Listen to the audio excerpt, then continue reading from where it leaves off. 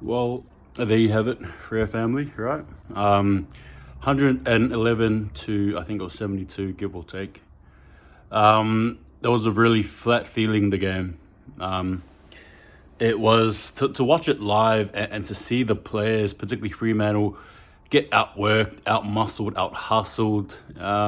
It was not only deflating to see, but it was actually quite worrying. Now, I spent a lot of that time in the game there observing individuals from the likes of Pierce, to Tabs, to Henry, you name it. I was watching them, I was seeing.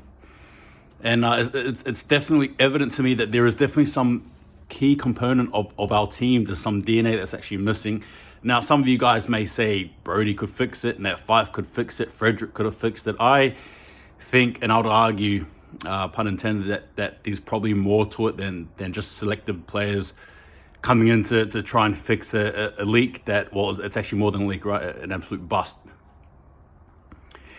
I was left bemused. I was left very upset at all the quarters. Now, granted, earlier on it was okay, but I mean, Fremantle would it hurt to actually mark the ball? Would it hurt to actually, make your handballs connect? It was all over the place. It's quite clear to me that the Crows are definitely on the up, that they've picked up form, and they're not here to muck around. As for Fremantle, I will say, it was just absolutely, I don't know what to say. It wasn't great. I think, yeah, for lack of a better word, it wasn't great.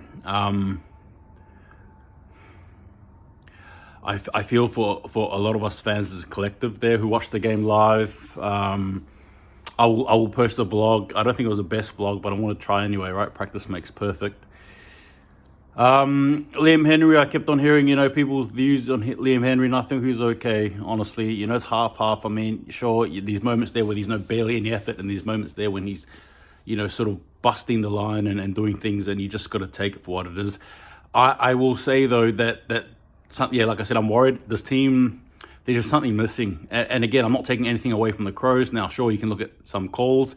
They were tough. I think there was about 2 or 3 goals there that the Crows got where you probably could argue and actually say that they shouldn't have been, but who am I but a sad Fremantle fan at this moment? I don't know what else to say. I mean, if, looking at it televised, looking at it live, just seeing Alex Pearce look so deflated. You see the boys that look deflated. Alex Pearce and patches there was okay, but I think Tex Walker had his way with him. He had a good game against them.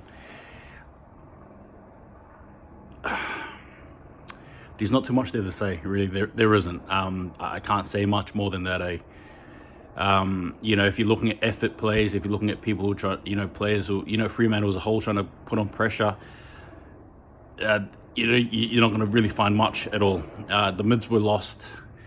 The backs it was horrid. Even the forwards. I mean, I would argue and say the forwards are probably the best department. The best side really out of the 3.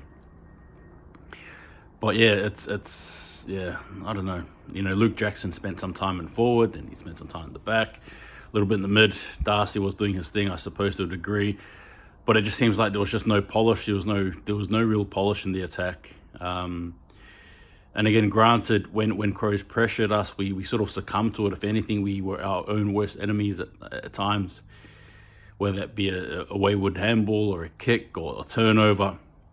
And even at times when we could have got things rolling, we halted our own momentum, right? And it's frustrating because the Crows didn't even do much to stop us. We did it ourselves.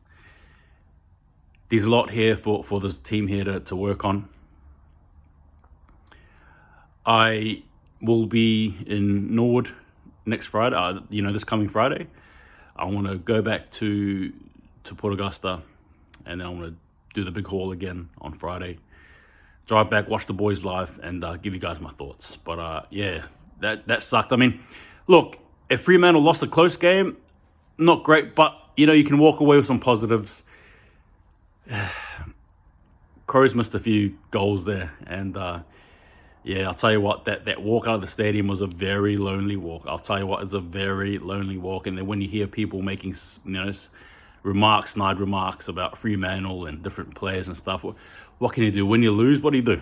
You just have to handle it and move on. And yeah, Justin Longmuir, your coach, thanks. Thanks for this. It's great. I'm kidding, by the way. We literally look like a team that's from 2018. This is going downhill real quick. And all of you people there who are saying, relax, we're jumping to conclusions. Quietly, respectfully, keep quiet, please, okay? What I saw out there was not great. And if Pierce's body language was anything to go by, we should all be worried. In saying that though, irony, there's always next week. We'll have to see what happens. But that's it for now. Wow.